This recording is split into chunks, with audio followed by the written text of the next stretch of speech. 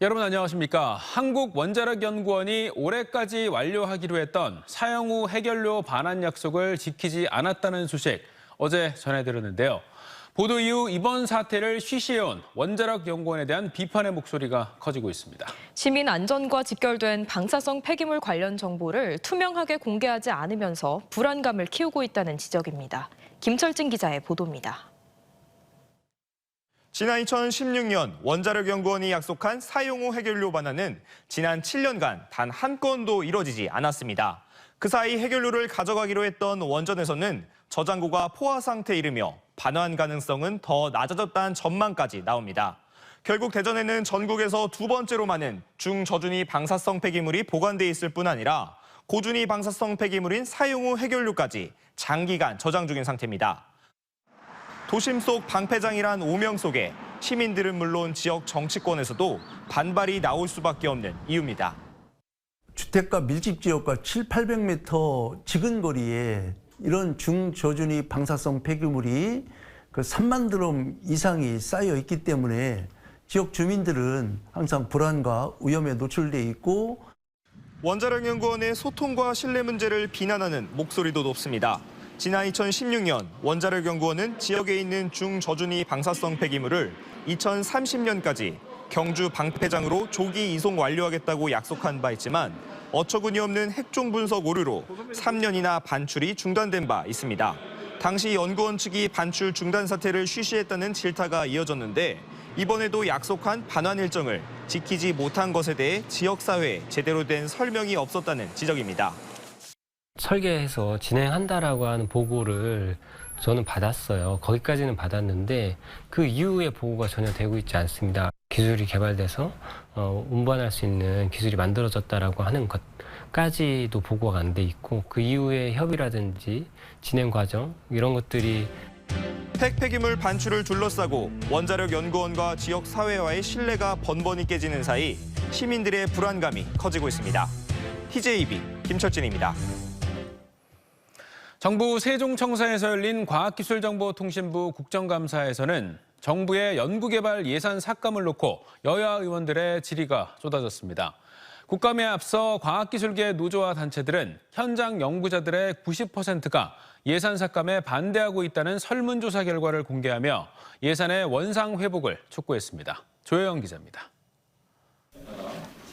과학기술정보통신부 국정감사에서 야당 의원들은 정부의 연구개발 예산 대규모 삭감의 배경과 당위성을 집중 추궁했습니다. 야당 의원들은 지난 6월 나눠먹기식 연구개발을 원점에서 재검토하라는 윤석열 대통령의 한마디에 연구개발 예산이 5조 원이나 삭감됐다며 졸속 추진이라고 비판했습니다. R&D 예산은 진짜 망나니 칼춤 추듯이 지금 또 싹둑 잘라낸 건데요. 그러니까 우리가 졸속이다 이렇게 얘기하는 거예요. 예산 삭감 명분도 명확하지 않은 상황에 대해 여당 의원들도 국민들이 납득할 수 있는 과정이 생략됐다고 지적했습니다.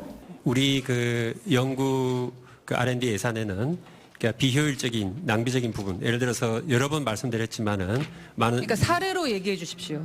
도대체 비효율의 효율화가 뭔지를 설명해 달라. 국민들이 이해하실 수 있도록 설명해달라라고 하지 않았습니까? 과학기술계 노조와 단체들은 국정감사에 앞서 연구 현장 종사자들을 대상으로 진행된 설문조사 결과를 공개했습니다.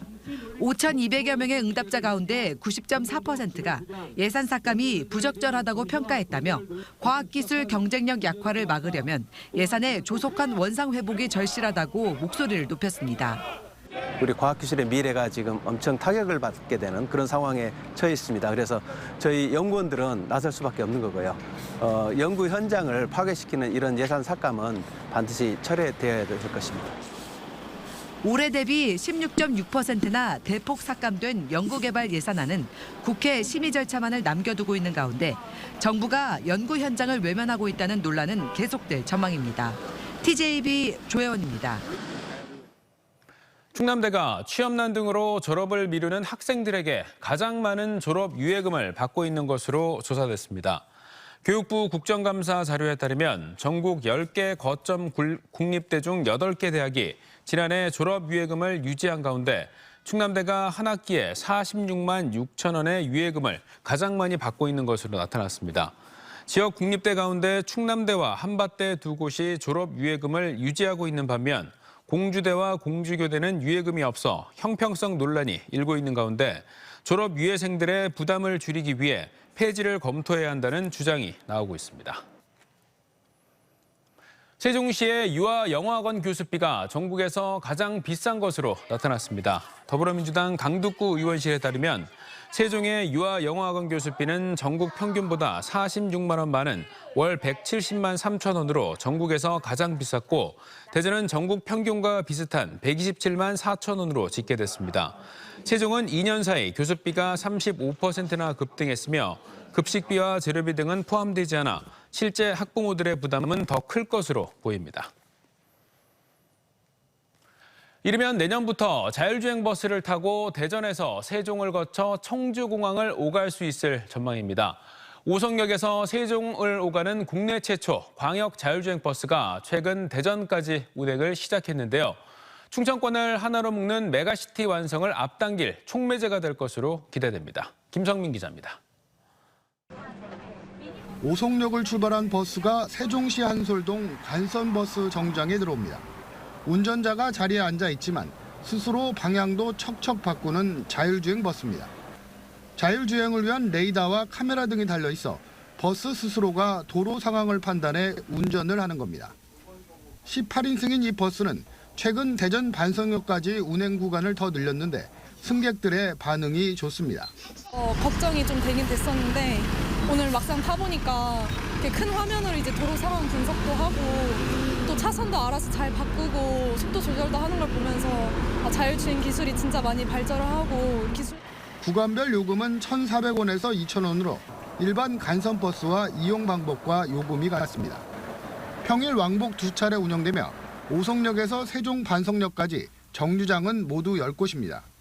전국에서 처음으로 도입된 충청권 광역 자율주행 버스는 현재는 BRT 도로를 따라 달리고 있습니다. 이르면 내년부터는 일반 도로로 운행이 확대됩니다. 이르면 내년 하반기부터 이 버스는 청주공항에서 오송역, 세종터미널을 거쳐 반성역과 대덕특구까지 달리게 됩니다. 광역 단위에선 처음으로 국토교통부와 충청권 3개 시도가 추진하는 첫 자율주행 버스 시범 운행 지구가 확대되면 대전에서 청주공항까지 자율주행 버스를 타고 달리는 시대가 열리는 겁니다. 일단은 우리가 또 과학도시를 또 표방하고 있고 대덕특구도 갖고 있고 이래서 저희도 자율주행으로 해서 선도를 할 계획도 갖고 있습니다. 그래서 지정 요청을 합니다. 다만 사업의 성공적인 안착을 위해선 내년 국비 추가 확보가 과제로 충청권이 자율주행 사업을 선도하고 충청권 메가시티를 완성하는 계기가 될지 주목됩니다. TJB 김성민입니다. 충남농업기술원은 사과를 직각 벽 모양으로 키워 노동력을 줄이고 수확량을 늘리는 일명 사과 다축과원 조성 기술을 농가에 본격 공급하기로 했습니다.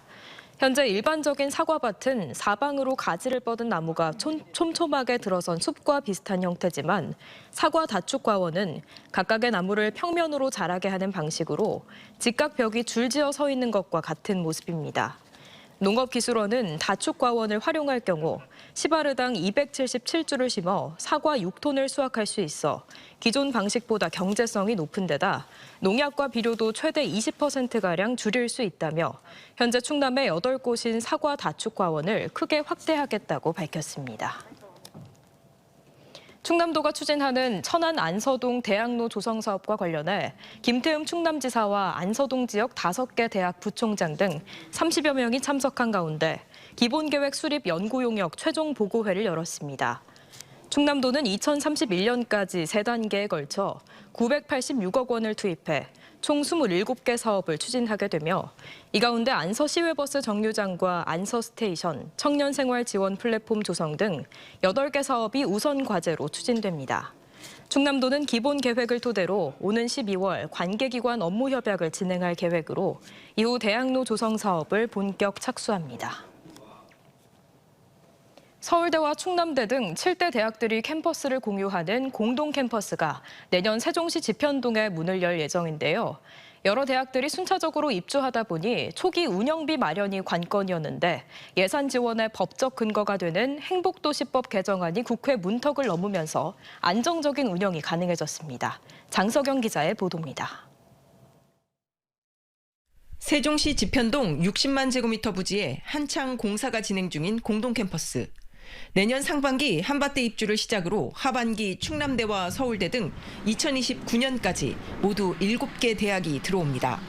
다수의 대학이 시설을 공유하면서 협업하는 구조로 조성이 완료되면 공익법인이 설립돼 캠퍼스를 운영, 관리할 예정인데 문제는 개교 초기였습니다. 대학들이 순차적으로 입주를 하다 보니 모든 대학의 입주가 완료되기 전까지는 자체 재원 확보가 불가능했던 겁니다. 하지만 국회 세종의사당 규칙안과 더불어 공동캠퍼스 운영 지원 내용을 담은 행복도시법도 발의 1년 3개월 만에 국회 본회의를 통과하면서 사업이 탄력을 받게 됐습니다. 행복청이 공동캠퍼스 운영 법인을 설립하고 운영하는데 직접적으로 예산 지원이 가능하도록 법적 근거를 마련한 겁니다. 행복도시건설 특별회계 세출 항목에 공동캠퍼스 공익법인 설립, 운영 비용을 포함시켰고요. 공익법인 수행을 위한 어떤 자금 조달 방안 이런 것과 함께 행복청장과 세종시장이 이에 대한 출연 또는 보조할 수 있는 지원 근거를 마련하였습니다. 사업이 속도를 내면서 세종시도 입주할 학생, 교직원들의 정주 환경 조성에 박차를 가하고 있습니다. 3개의 버스 노선을 신설하고 주거시설과 지원 정책을 신속히 마련하고 있습니다. 버스 노선 개편과 발맞춰 3개 노선을 신설할 예정이고요. 그리고 정주역경 개선으로는 거기에 이제 청년들의 임대료 지원하는 사업이라든가 여러 가지 주거 개선 사업 등을 통해서 지원할 예정입니다. 공동캠퍼스의 학생 정원은 총 3천여 명으로 세종시의 지속적인 성장을 견인한 인재 양성 배출의 필요성이 제기되면서 설립이 추진됐습니다. 이번 개정안 통과로 공동캠퍼스가 조기에 자리 잡을 수 있게 되면서 미래의 전략수도 세종 완성을 위한 자족 기능 확충에도 큰 역할을 할 수 있을 것으로 기대됩니다. TJB 장석영입니다. 대전시 서구 평촌산업단지 매노동 1원에 추진 중인 수소연료전지 발전 사업이 산업통상자원부 발전사업 허가를 받아 본격 추진됩니다.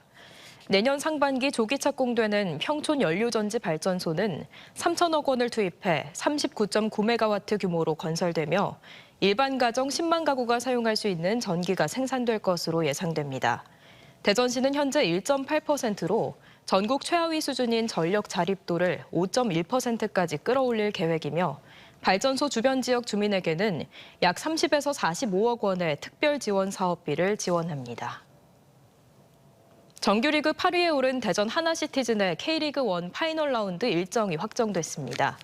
대전은 오는 22일 수원FC와의 홈경기를 시작으로 12월 2일 FC 서울과의 홈경기까지 5경기를 진행해 최종 순위를 가리게 됩니다. 승점 45점으로 시즌 전세운 목표를 이룬 대전은 아쉽게 7위부터 12위까지의 하위 스플릿에 들었지만 강등권과의 승점 차이가 커 잔류가 유력합니다. 온라인을 중심으로 청소년들의 도박 문제가 심각한 가운데 대전시 교육청의 청소년 도박 중독 예방 관련 예산이 전무한 것으로 나타났습니다. 국민의힘 이태규 의원실이 지난 2019년부터 2022년까지 4년간 전국 시도교육청별 청소년 도박 중독 예방 예산 현황을 살펴본 결과 대전은 청소년 도박 중독 예방 교육 예산 자체가 없는 것으로 조사됐습니다. 세종은 연간 500에서 1,000만 원 수준을 편성했고 충남은 2019년부터 2021년까지 예산이 없다가 지난해 990만 원으로 예산을 편성했습니다. 환경단체들이 국가물관리위원회와 환경부 장관을 상대로 국가물관리기본계획 변경 취소 소송을 냈습니다. 보호철거를 위한 금강 영산강 시민행동은 서울행정법원 앞에서 환경부와 국가물관리위원회가 국민적 합의로 결정한 보호처리 방안을 취소하고 국가물관리기본계획을 충분한 검증 절차 없이 졸속으로 변경했다며 규탄 목소리와 함께 취소 소송을 제기했습니다.